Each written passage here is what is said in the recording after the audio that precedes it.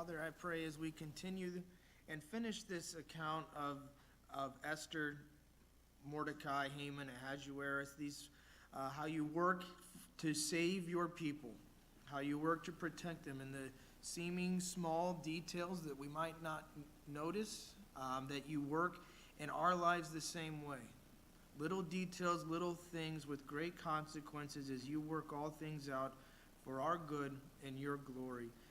Help us to see that in this unique book here today. In Jesus' name, amen. Well, today we get to the conclusion of the book of Esther. I said that when my kids are watching a show, they get to the to be continued, and they say, "Oh no, it's a two-parter."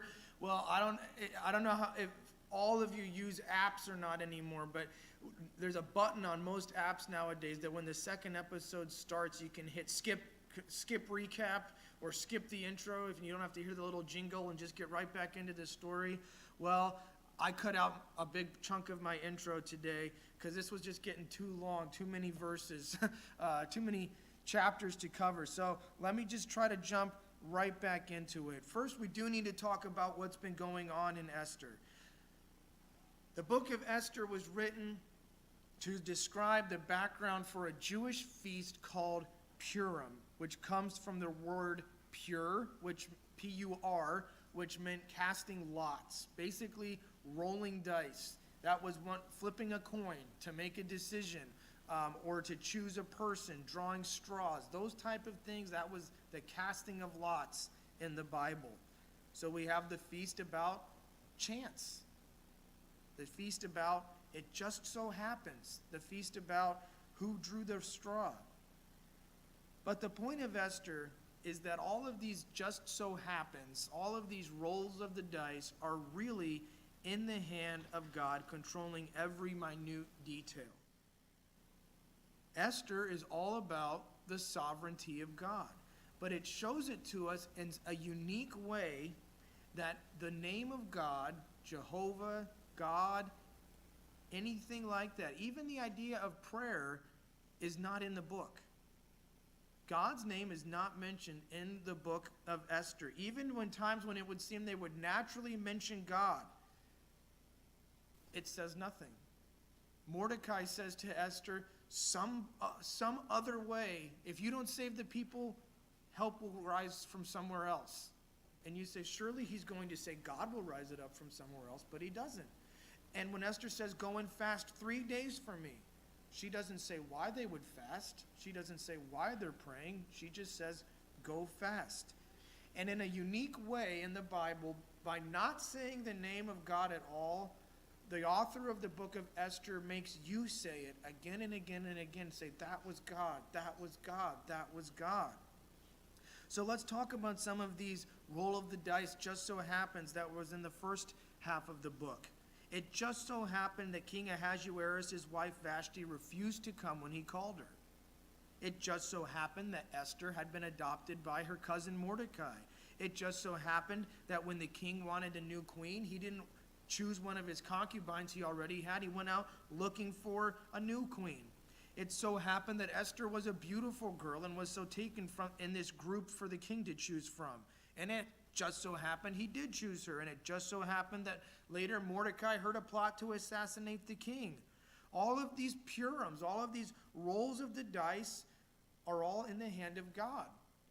And up to that point in the story of Esther, everything seems to be coming out in favor of Mordecai and Esther. Esther is made queen. Mordecai is elevated to a leadership position in the kingdom. He hears about this assassination plot and saves the king's life. And then along comes Haman. And their monopoly game, rolling the dice, they've just landed on the go to jail space.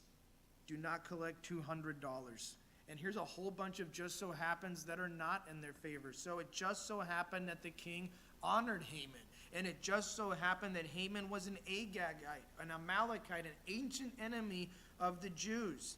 It just so happened that the way the king wanted Haman to be honored was everyone bowed down to him. And Mordecai refused. And it so happened that Haman was a vindictive, bitter man, so he set up a plot to kill the Jews throughout the whole empire. But then, it just so happened that Haman, the enemy, was superstitious. And he wanted to pick just the right day to condemn his enemies. And so he got out the Purim.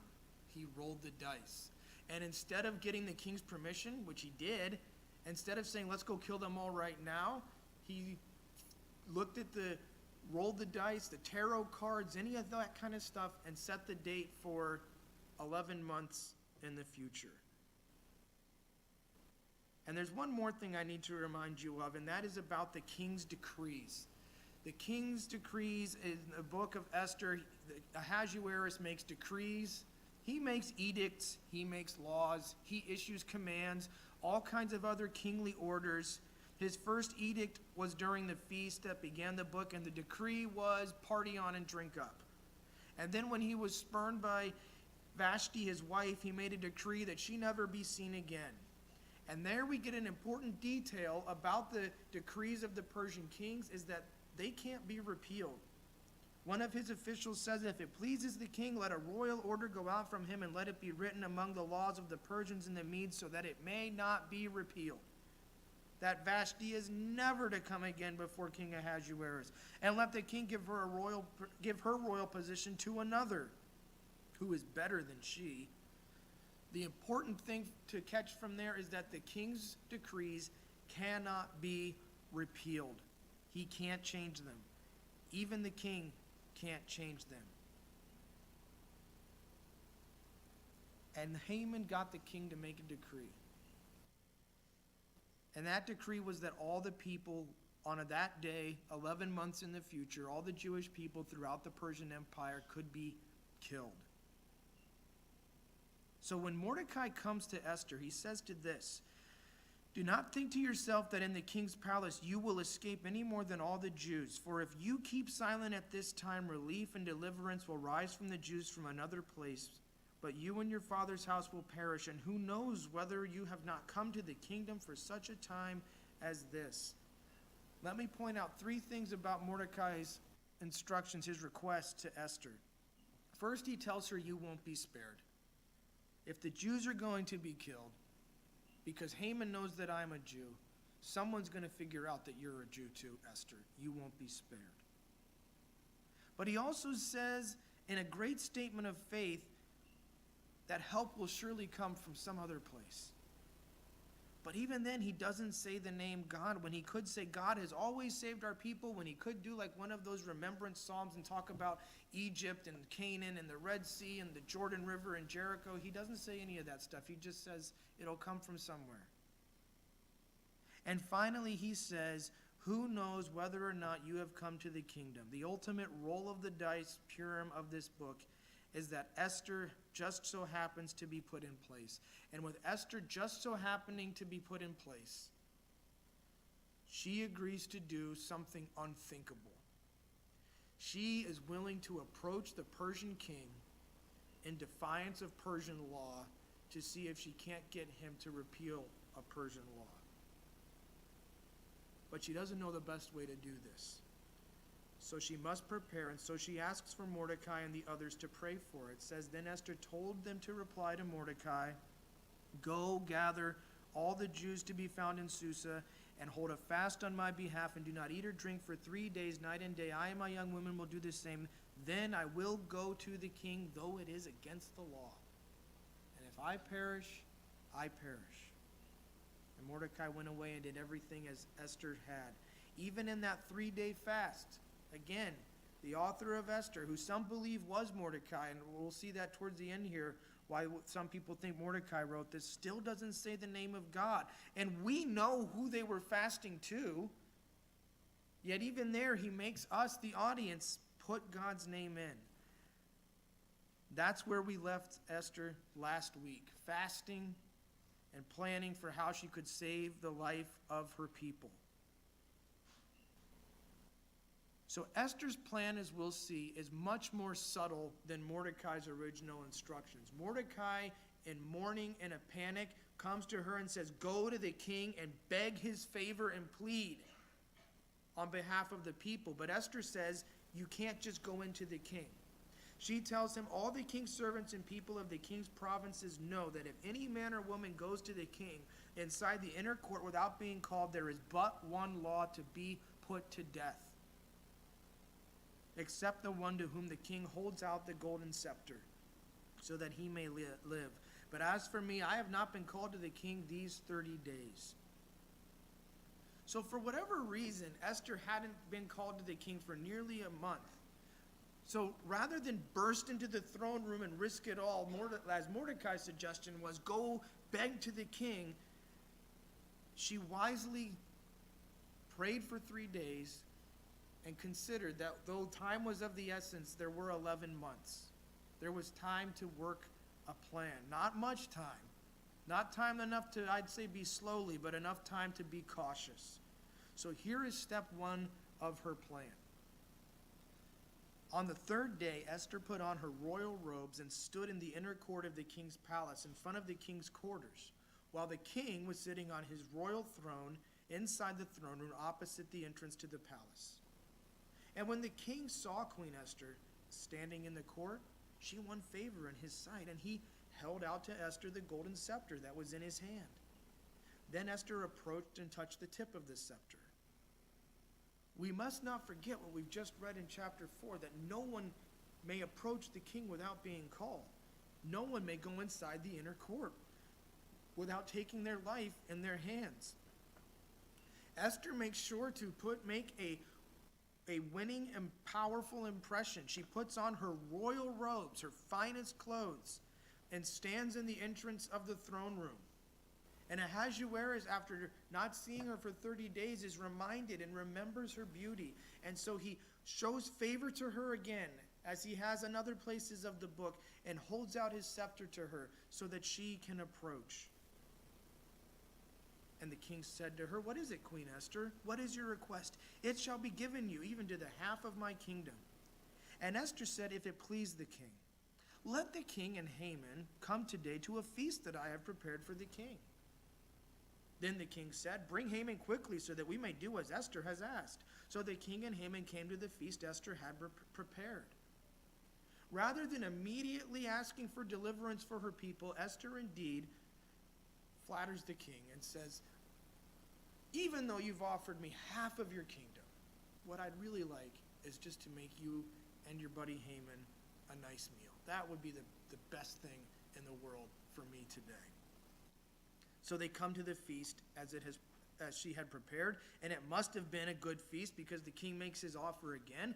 As they were drinking wine after the feast, the king said to Esther, "What is your wish? It shall be granted you. And what is your request? Even to the half of my kingdom, it shall be fulfilled." And he makes his grand offer again, which was probably not a real offer, but an expression of great gratitude and favor. And Esther goes cautiously again.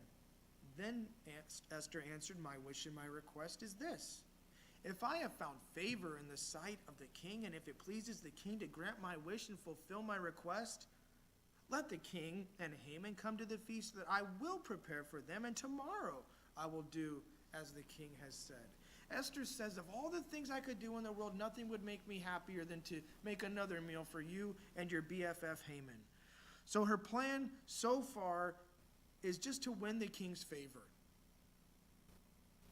But notice she keeps asking Haman, and I can't help but think of the old saying to keep your friends close but your enemies closer. She makes sure she knows where Haman is during these things. She's like, bring him along. Yes, it flatters him, but she can also keep an eye on him at the same time. Well, in this great story, the story shifts now from Esther's planning, to an evening with Mr. and Mrs. Haman. First, Haman has his commute home. He doesn't get to work from home. He still has to go to work. And he's feeling pretty good leaving work. And it says, "And Haman went out that day joyful and glad of heart." A good day of work. He's moving up the ranks in Persia. Not only the king is favoring him, but the queen is too. And then his mood sours. But when Haman saw Mordecai in the king's gate, that he neither rose nor trembled before him, he was filled with wrath against Mordecai. He's just trying to go home for the day, and he comes across the most annoying person in the world to him, Mordecai, who once again refuses to bow down to him, and his whole mood is changed. But he counts to 10, and he settles down, and it says, "Nevertheless, Haman restrained himself and went home, and he sent and brought his friends and his wife Zeresh." So Haman and his wife invite their friends for dinner so they can brag about how well things have been going for Haman at work lately. And Haman recounted to them the splendor of his riches, the number of his sons, all the promotions with which the king had honored him, and how he had advanced him above the officials and the servants of the king. Then Haman said, "Even Queen Esther, let no one but me come with the king to the feast that she had prepared. And tomorrow I am invited also by her together with the king. Yet all this is worth nothing to me so long as I see Mordecai the Jew sitting at that king's gate." It doesn't say so this time, but I imagine as much drinking as Haman and his friends and the king have been doing throughout this book, that they've been hitting the bottle pretty hard this night. It seems like a very Persian thing to do. So Haman begins the night boasting about his recent promotion at work and the nice cash bonus and all the things that came with it. And then as he gets more and more drunk, he says, "But I just really want Mordecai dead. I can't enjoy all this stuff while I know Mordecai the Jew is still there." Now, it seems that for all his faults, Haman at least has a good marriage. He has a very supportive wife. Lots of mutual encouragement and good communication and support for one another. And Mrs. Haman really has a great idea for her husband's career. Then his wife Zeresh and all his friends said to him, "Let a gallows 50 cubits high be made, and in the morning tell the king to have Mordecai hanged upon it. Then go joyfully with the king to the feast. A little bloodshed in the morning, and you can enjoy your dinner that night." This idea pleased Haman, and he had the gallows made. Mrs. Haman Zeresh says to him, "Well, dear, if Mordecai bothers you so much, why don't you just have him executed?" And Haman says, "Thanks, sweetie, what a great idea," and goes out and hires the Susa Scaffolding Company to build him a gallows. I'm being a little bit silly, but I find it ironic that Zeresh just came up with this idea of hanging Haman. So she's telling her husband what to do. And Esther is slowly working out a plan to save the Jewish people. And can I remind you that this is against Persian law? Do you remember when, at the beginning, Ahasuerus is throwing a fit because Vashti won't come and visit him, so he made a decree that all royal provinces, every province in his own script, every people in his own language, let every man be master in his own household. And Zeresh is telling Haman what to do, and Esther's working her thing on the king. But all the men are in charge against the law. Oh well. We're certainly not rooting for Zeresh's plan here, but between her suggestions to Haman and Esther's to Ahasuerus, maybe the men should listen to the women. And in this decree might make it on the law books, but it didn't really make it into the living rooms. Well, things are still up in the air at this point in the story. Esther's plan is far from successful yet. She's still going slowly. All she's done so far is throw a dinner party and invite the king and the Haman to the next one. Haman has only grown more angry, and now he's got a gallows built. The dice have not turned around. They're still rolling in favor of Haman. 11 months from now, the Jews are still doomed. So we've gone now from the dinner table with Esther and the king and Ahasuerus. Then we've gone to a night with the Hamans. And now the scene changes again, and we're back in the palace in the king's chambers. On that night, the king could not sleep. And he gave orders to bring the book of memorable deeds, the Chronicles, and they were read before the king. The king can't sleep, so he asks for the book of memorable deeds, which I find funny because if the deeds were memorable, the writing must not have been. If he said, "Read that to me till I doze off." But one of the memorable deeds wakes him right up. And it was found written how Mordecai had told about Bigthana and Teresh, two of the king's eunuchs who guarded the threshold and who had sought to lay hands on King Ahasuerus. Remember, shortly after Esther had been made queen, we found Mordecai had overheard this plot to assassinate the king and told the soldiers, and the conspirators were arrested and killed. Let me read the next few verses without commenting, and notice all of the twists in these 7 verses. All of these just so happens that night. So it just so happened the king couldn't sleep. It just so happened he asked for the book of memorable deeds. It just so happened the scribe opened to the page about Mordecai. And the king said, "What honor or distinction has been bestowed on Mordecai for this?"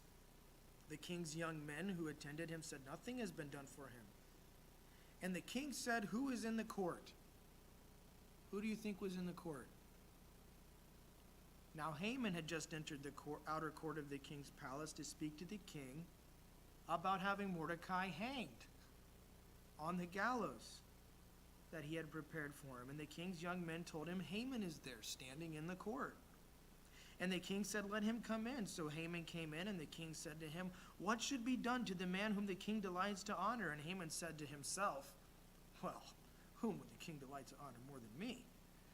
And Haman said to the king, "For the man whom the king delights to honor, let royal robes be brought, which the king has worn, and the horse that the king has ridden, and on whose head a royal crown is set. And let the robes and the horse be handed over to one of the king's most noble officials. Let them dress the man whom the king delights to honor, and let them lead him on a horse through the square of the city, proclaiming before him, 'Thus shall it be done to the man whom the king delights to honor.'" Then the king said to Haman, "Hurry, take the robe and the horse as you have said, and do so to Mordecai the Jew, who sits at the king's gate. Leave out nothing that you have mentioned."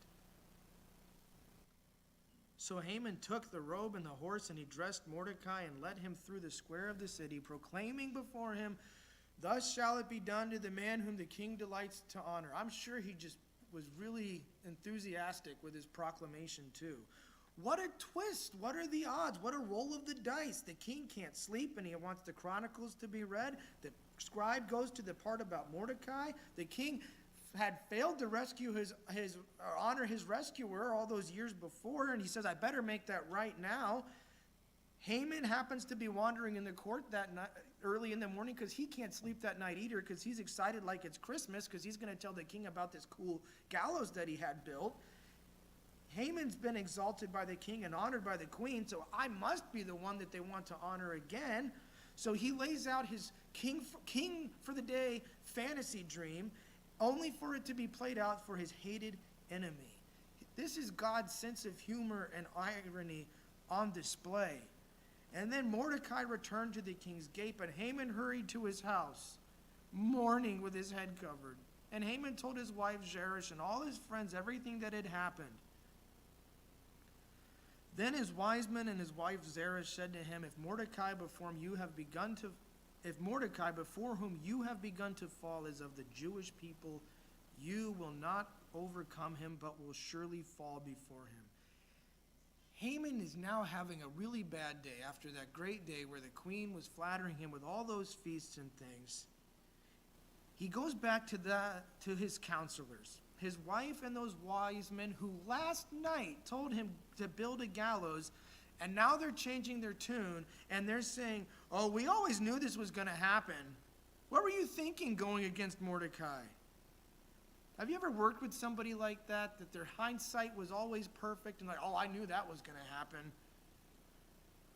Well, at least Haman has a nice dinner to look forward to. It says, while they were yet talking, the king's eunuchs arrived and hurried to bring Haman to the feast that Esther had prepared.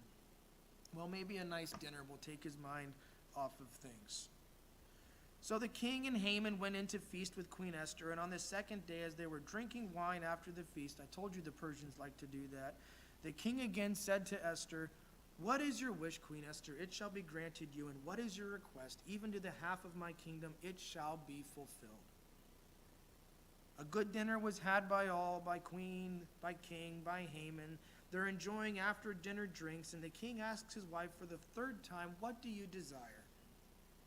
And finally, Esther makes her plea. Then Queen Esther answered, "If I have found favor in your sight, O king, and if it please the king, let my life be granted me for my wish, and my people for my request. For we have been sold, I and my people, to be destroyed, to be killed, to be annihilated. If we had been sold merely as slaves, men and women, I would have been silent, for our affliction is not to be compared with the loss to the king. Why has Esther been throwing these feasts? To draw favor with the king, to please him. If she has truly pleased him, if she can really choose anything up to the half of my kingdom, she says, please save my people. And notice the words she uses. She says they are sold to be destroyed, killed, and annihilated. That's the exact language from the decree that Haman helped write. Letters were sent by couriers to all the king's provinces with instructions to destroy, to kill, and annihilate all the Jews, young and old, women and children, in one day. Did the king recognize those words, I wonder? Did that ring a bell to the king? Did it ring a bell to Haman? Say, I've heard that before. Esther says it would have made a little bit of sense to sell the people as slaves, but what do you gain by killing them all? It'll be an enormous loss for the king and the kingdom. And the king Ahasuerus said to Queen Esther, who is he? And where is he? Who has dared to do this? And Esther said, a foe, an enemy, this wicked Haman. And then Haman was terrified before the king and the queen. The hammer drops, Haman's face pales. Ahasuerus can't believe the revelation, and he storms out of the room for a minute. The king arose in his wrath from his wine drinking and went into the palace garden. But Haman stayed to beg for his life from Queen Esther, for he saw that harm was determined against him by the king. The king hasn't said a word, but he storms out of the house, and Haman knows he's already in trouble. And what a twist. Mordecai told Esther, go beg for the king to save the people. And now Haman is begging his life from Esther. He takes one look at the king and knows that his face is doomed. And Ahasuerus returns and can't believe his eyes. The king returned from the palace garden to the place where they were drinking wine, as Haman was falling on the couch where Esther was. So imagine the traditional table setup, reclining at table on couches. Haman had desired that Mordecai would bow down before him. And now he is groveling, likely holding on and begging at the feet of Esther. But the king walks in and sees Haman on top of Esther on the couch and assumes the worst. The king said, will he even assault the queen in my presence, in my own house? And as the word left the mouth of the king, they covered Haman's face. What was the word that left the king's mouth? It's not one you better say in front of your mom. It's the condemnation to death. Remember, in the king's decree against Vashti, he said her punishment is she'll never be seen by the king again. Whatever he said, they throw a blanket over Haman's face and say he doesn't even deserve to be looked at by the king. He doesn't even deserve the hateful gaze of the king upon him. One of the king's servants, Harbona, who was among the advisors way back who had told them to banish Vashti, he's got another great suggestion. Then Harbona, one of the eunuchs in attendance on the king, said, moreover, the gallows that Haman has prepared for Mordecai, whose word saved the king, is standing in Haman's house 50 cubits high. And the king said, hang him on that. So they hanged him on the gallows that he had prepared for Mordecai. And then the wrath of the king abated. These Persian eunuchs sure are a vindictive group of guys, aren't they? Banish the king and banish the queen and hang the king's advisor. Don't get on their bad side. So Haman had wanted Mordecai to bow to him and found himself bowing to Queen Esther. Haman had wanted to hang Mordecai, and Haman was hung on his own gallows. And once the king's sense of justice was satisfied, his anger calmed down, and now he's in a generous mood. On that day, King Ahasuerus gave to Queen Esther the house of Haman, the enemy of the Jews, and Mordecai came before the king, for Esther had told what he was to her. And the king took off his signet ring, which he had taken from Haman, and gave it to Mordecai. And Esther sent Mordecai over the house of Haman. He gives Esther and Mordecai Haman's house. He gives Mordecai the signet ring that he had given to Haman, since he won't need it anymore. And that would make a great end to the story. But we have those pesky, unrepealable Persian laws to deal with. The Jewish people are not yet saved. There is still a date set for their destruction. And word has gone throughout the whole kingdom that the Jews should be killed. And now word needs to go throughout the whole kingdom that they be saved. So Esther, after those 3 days of prayer, has the next step in her plan figured out. She's gained the king's favor. Step 1. She's accused Haman and got him condemned. Step 2. But she hasn't saved the people yet. Step 3. Then Esther spoke again to the king. She fell at his feet and wept and pleaded with him to avert the evil plan of Haman the Agagite and the plot that he had devised against the Jews. When the king held out the golden scepter to Esther, Esther rose and stood before the king, and she said, if it please the king, and if I have found favor in his sight, and if the thing seems right before the king, and I am pleasing in his eyes, let an order be written to revoke the letters devised by Haman the Agagite, the son of Hammedatha, who he wrote to destroy the Jews who are in all the provinces of the king. For how can I bear to see the calamity that is coming to my people? Or how can I bear to see the destruction of my kindred? Esther shows a great deal of wisdom here, seeing something that Ahasuerus seems to have missed, that destroying Haman doesn't stop that fateful day of destruction. She and Mordecai might be safe and exalted, but there were Jews in many of those 127 provinces of the Persian Empire, and they are still in danger. Then King Ahasuerus said to Queen Esther and to Mordecai the Jew, behold, I have given Esther the house of Haman, and they have hanged him on the gallows because he intended to lay hands on the Jews. But you may write as you please with regard to the Jews in the name of the king, and seal it with the king's ring, for an edict written in the name of the king and sealed with the king's ring cannot be revoked. Here's the final decree, the final edict in the book of Esther. The king's signet ring is now placed in the hands of Mordecai and Esther. He says, write what you want. Now keep in mind, we've read a few times, these things can't be repealed. Haman's date is still set. So here's the solution that Esther and Mordecai come up with. And it says Mordecai did most of the writing here. The king's scribes were summoned at that time in the 3rd month, which is the month of Sivan, on the 23rd day.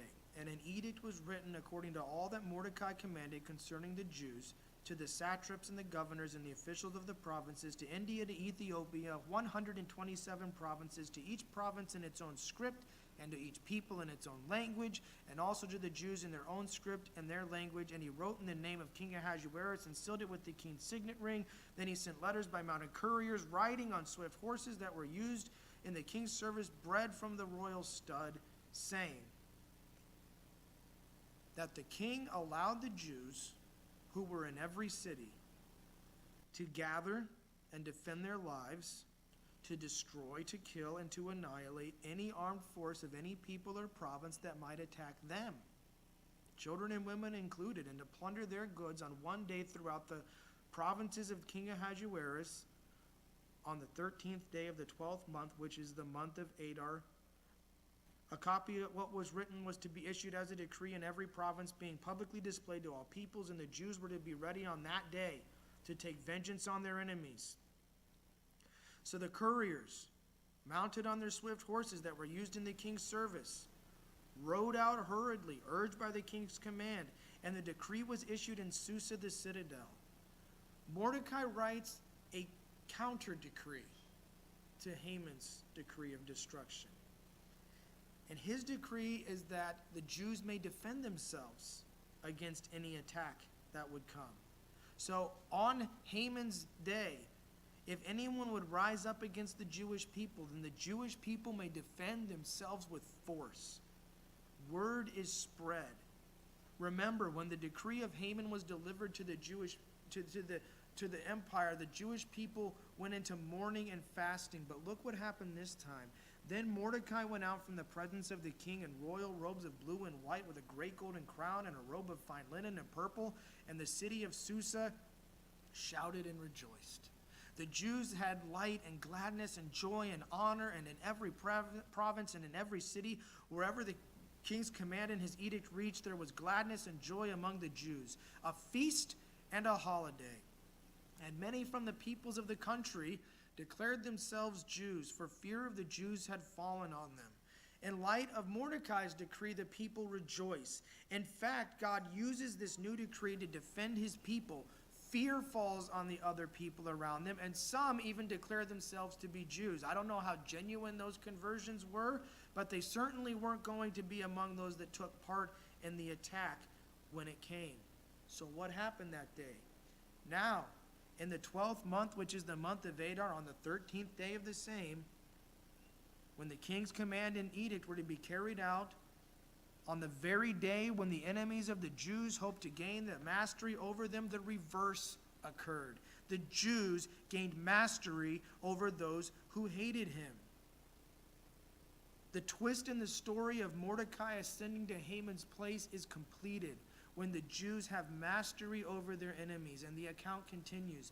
The Jews gathered in their cities throughout all the provinces of King Ahasuerus to lay hands on those who sought them harm. And no one could stand against them, for the fear of them had fallen on all the people. And all the officials of the provinces and the satraps and the governors and the royal agents also helped the Jews, for fear of Mordecai had fallen on them. Not only do the Jews defend themselves, but the Persian officials, seeing the rise of Mordecai, wanting to be on the good side of the guy who's on the good side of the king, join in and help. We read about a battle in Susa where the sons of Haman seek revenge and are wiped out. For Mordecai was great in the king's house, and his fame spread throughout the provinces, for the man Mordecai grew more and more powerful. The Jews struck all their enemies with the sword, killing and destroying them, and did as they pleased to those who hated them. In Susa, the citadel itself, the Jews killed and destroyed 500 men, and also killed Parshandatha and Dalphon and Aspatha and Poratha and Dahlia and Aridatha and Parmashta and Arasai and Aradai and Verasatha, the 10 sons of Haman, the sons of Hammedatha, the enemy of the Jews. But watch this at the end. They laid no hand on the plunder. And then the king comes and tells Esther what happened. That very day, the number of those killed in Susa, the citadel, was reported to the king. And the king said to Queen Esther, in Susa, the citadel, the Jews have killed and destroyed 500 men and all the 10 sons of Haman. What then have they done in the rest of the king's provinces? Now what is your wish? It shall be granted you. Whenever is your request, it shall be fulfilled. And Esther said, if it please the king, let the Jews who are in Susa be allowed tomorrow also to do according to this day's edict. And let the 10 sons of Haman be hanged on the gallows. So the king commanded this to be done. A decree was issued in Susa, and the 10 sons of Haman were hanged. The Jews who were in Susa gathered also on the 14th day of the month of Adar, and they killed 300 men in Susa, but they laid no hand on the plunder. Haman's own sons then were hanged on the gallows that he intended to see Mordecai killed on. This might have been the method in which they were killed, or it might mean that their dead bodies were put up on display. And there were similar events all over the empire. The rest of the Jews who were in the king's provinces, 127 provinces, remember, gathered to defend their lives and got relief from their enemies and killed 75,000 of those who hated them, but they laid no hands on the plunder. Those numbers seem high. This seems violent. And Esther might seem vindictive when she says, let us have permission to do it one more day. But notice that in verses 9, 15, and 16, it says they never took plunder from their enemies. And notice that it says they gathered to defend their lives. It was self-defense, and they didn't gain wealth from this. If they were attacked, they fought back. They had mastery over their enemies, but they never became the aggressors. And now we come to the establishment of the Feast of Purim. This was on the 13th day of the month of Adar. And on the 14th day they rested and made that day of feasting and gladness. But the Jews who were in Susa gathered on the 13th day and on the 14th and rested on the 15th day, making the day of feasting and gladness. Therefore, the Jews of the villages who live in the rural towns hold the 14th day of the month of Adar as a day of gladness and feasting, as a holiday, and as a day on which they send gifts of food to one another. This has been the author's desire, to establish for the Jewish people why they should celebrate this feast. The book of Esther is so that the next generation can remember the great deeds of the Lord and celebrate as their ancestors did. So we read in verse 20, and Mordecai recorded these things and sent letters to all the Jews who were in all the provinces of King Ahasuerus, both near and far, obliging them to keep the 14th day of the month of Adar, and also the 15th day of the same, year by year, as the days on which the Jews got relief from their enemies, and as the month that had been turned for them from sorrow into gladness, and from mourning into a holiday, that they should make them days of feasting and gladness, days of sending gifts of food to one another, and gifts to the poor. I mentioned before that many people think Mordecai wrote the book of Esther. This verse tells us that he probably wrote at least the first 8 chapters, or that whoever did write the book took these letters that Mordecai wrote and used them as his source of information. The Jews will now keep this feast to remember how they got relief from their enemies. Again, the author leaves out any reference to the Lord. And yet, how can you miss the sovereign hand of God that has directed every last just so happens, starting with Vashti not coming when called, leading through all those other rolls of the dice chances that ends in the Jews being rescued from destruction. The book concludes with a summary. So the Jews accepted what they had started to do and what Mordecai had written to them. For Haman the Agagite, the son of Hammedatha, the enemy of all the Jews, had plotted against the Jews to destroy them, and had cast that is, cast lots, to crush and to destroy them. But when it came before the king, he gave orders in writing that his evil plan that he had devised against the Jews should return on his own head, and that he and his son should be hanged on the gallows. Therefore, they called these days Purim, after the term pure. Therefore, because of all that was written in this letter, and of what they had faced in this matter, and of what happened to them, the Jews firmly obligated themselves and their offspring and all who joined them, that without fail they would keep these 2 days, according to what was written at that time, appointed every year, that these days should be remembered and kept throughout every generation and every clan, province, and city, and that these days of Purim should never fall into disuse among the Jews, nor should the commemoration of these days cease among their descendants. This will always be remembered, says the author, and it is indeed still celebrated. And they read this book of Esther. So then Esther follows up. After Mordecai's letter had gone through the provinces, Esther writes a follow-up letter, encouraging again the celebration.